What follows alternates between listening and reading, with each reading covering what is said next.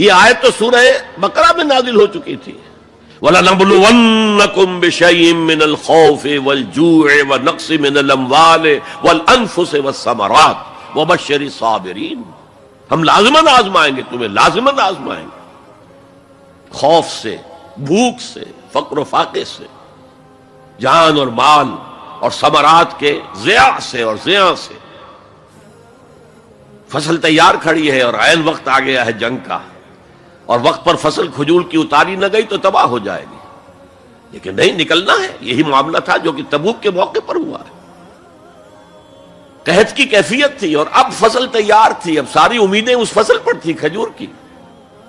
لیکن ظاہر ہے کہ کھجور کی فصل اتارنا کوئی عام خواتین کا کام تو نہیں ہے. لیکن مردوں سے کہا جا رہا نکلو اللہ کی راہ میں، سب کے سب. پہلی مرتبہ نفیر عام تھی، ہر صاحب ایمان نکلے. تو ایک بہت بڑی آزمائش.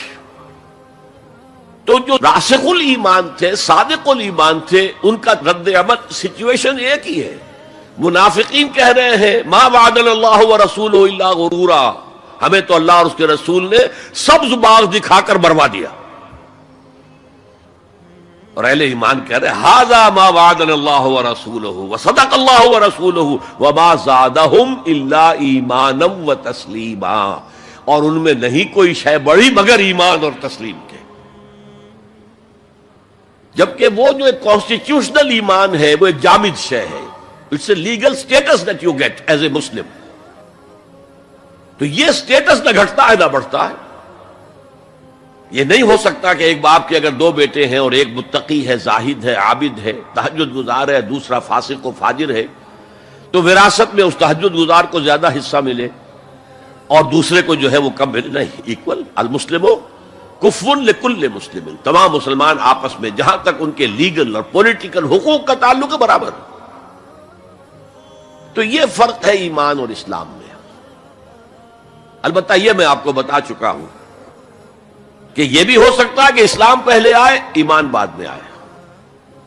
ہم میں سے جب بھی اللہ تعالیٰ کسی کو نصیب فرما دے حقیقی ایمان، یقین والا ایمان، جیسے میں نے دعا کی اللہم نور قلوبنا بالایمان، اے اللہ ہمارے دلوں کو منور کر دے، روشن کر دے ایمان کے ساتھ، نور ایمان سے جگمگا اٹھے ہمارا دل. واشرح صدورنا للاسلام، اور ہمارے سینوں کو کھول دے اسلام کے لیے، اسلام کی ہر شے ہمیں حسین نظر آئے. حضور صلی اللہ علیہ وسلم کی حیات طیبہ کے آخری ایام میں یہ واقعہ پیش آیا کہ حضور مسجد نبوی میں تشریف فرما ہے، مجمع موجود ہے. اچانک ایک شخص ظاہر ہوتا، شدید و بیاض ثیاب، شدید و سواد شعر، اس کا لباس انتہائی سفید صاف، کوئی اس پر دھبا نہیں، داغ نہیں، میل نہیں. بال انتہائی سیاہ چمکدار، گرد آلود نہیں. ولا یعرفہ احد منا، اور ہم میں سے اسے کوئی پہچانتا بھی نہیں تھا. کسی بھی ریت سے، خاک سے بالکل آلودہ ہوئے بغیر بال ہیں، تو شاید یہ مدینے کا رہنے والا ہو. تو مدینے والوں میں سے کوئی تو ہوتا کہ جو اس کو جانتا پہچانتا، کوئی نہ کوئی تو گریٹ کرتا اس کو مجمع میں، آؤ آؤ ادھر آ جاؤ، میرے پاس آ جاؤ. کوئی نہیں. اور اگر براہ راست باہر سفر سے آ رہا ہے تو کچھ گرد آلود بال ہوتے، کچھ کپڑے میلے کچیلے ہوتے، تو لوگ حیران تھے. اور مزید یہ کہ اس نے سیدھا تیر کی طرح مجمع کو چیرتا ہوا حضور کے عین سامنے جا کر بیٹھ گیا. اب لوگ حیران ہیں، یہ ہے کون؟ اس کی یہ جرت، یہ جسارت. اور اس طرح دو زانو بیٹھا کہ حضور کے گھٹنوں کے ساتھ اپنے گھٹنے جوڑ دیے اور حضور کی رانوں پر اپنے دونوں ہاتھ رکھ دیے. اب سوال کیا، یا محمد اخبرنی عن الاسلام، اے محمد مجھے بتاؤ اسلام کیا ہے. حضور نے فرمایا وہی جو میں ابھی آپ کو حدیث سنا چکا ہوں، الاسلام ان تشہد اللہ الہ الا اللہ وان انا رسول اللہ وان تقیم الصلاۃ وتؤتی الزکاۃ وتصوم رمضان وتحج البیت ان استطعت الیہ سبیلا. پھر کہا اخبرنی عن الایمان، لیکن یہ کہ ان روایتوں میں بھی اس کو روایت کرنے والے بہت سے صحابہ ہیں. عبداللہ ابن عمر بھی ہیں، حضرت عمر خود بھی ہیں رضی اللہ تعالی عنہما، ابو ہریرہ بھی ہے، عبداللہ ابن مسعود بھی ہیں. چونکہ ایک مجمع میں واقعہ ہو رہا تھا نا، تو مجمع کے اندر تو بہت سے لوگ سن رہے ہیں.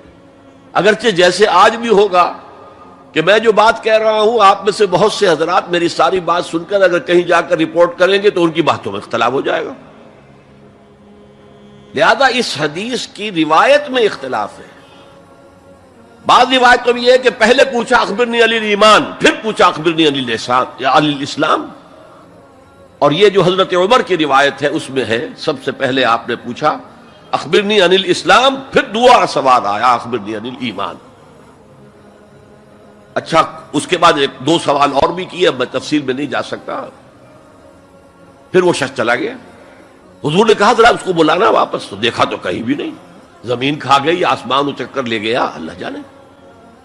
تب حضور نے فرمایا اوہ یہ جبرائیل تھے جو تمہیں تمہارا دین سکھانے آئے تھے. یعلمکم دینکم اذ لم تسألوہ، جبکہ تم نے اس کے بارے میں سوال نہیں کیا.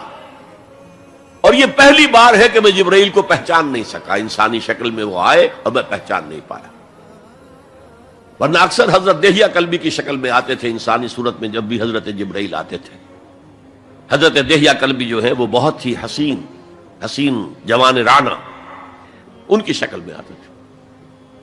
بہرحال یہ اتنا اہم مسئلہ ہے کہ اس کو کلیئر کرنے کے لیے کہ دودھ کا دودھ پانی کا پانی علیحدہ ہو جائے. ایمان کیا ہے، اسلام کیا ہے. دنیا کا نظام اسلام پر ہے، ایمان پر نہیں ہے. آخرت کا معاملہ ایمان پر ہے، اسلام پر نہیں ہے. کوئی شخص مسلمانوں کا بہت بڑا قائد ہو، بہت بڑا لیڈر ہو، لیکن ہو سکتا ہے آخرت میں زیرو ہو. میں حدیث سنا چکا ہوں آپ کو. ایک شخص دنیا میں شہید سمجھا جا رہا تھا، ایک شخص دنیا میں بہت بڑا عالم سمجھا جا رہا تھا، ایک شخص دنیا میں بہت بڑا سخی سمجھا جا رہا تھا، اور اللہ نے سب کے دعوے جو ہیں ان کی نفی کر دی. تم نے جنگ کی تھی اس لیے لیقال جریء کہا جائے، بہت ہی جری آدمی ہے صاحب، بہت بہادر آدمی، کیا کہنے اس کے. لیقال سخی، بھائی بڑا سخی آدمی ہے، سخاوت کے دریا بہا دیے اس نے. بھائی بہت بڑا عالم ہے، اس سے علم کا کتنا جو ہے لوگوں کو فیض پہنچا ہے. وقد قیل، یہ تمہارا مقصود تھا، وہ مقصود دنیا میں حاصل ہو چکا، تمہاری شہرت کے ڈنکے بج چکے، اب یہاں تمہارے لیے کچھ نہیں. اور پھر اللہ حکم دے گا اور فرشتے منہ کے بل گھسیٹتے ہوئے اسے جہنم میں جھونک دیں گے. تو وہ اسلام وہاں کام نہیں. رب رب کر دے بڈھے ہو گئے اتے ملا پنڈت سارے، رب دا کھوج کھرا نہ لبا اتے نہ کیتے بئی نظارے.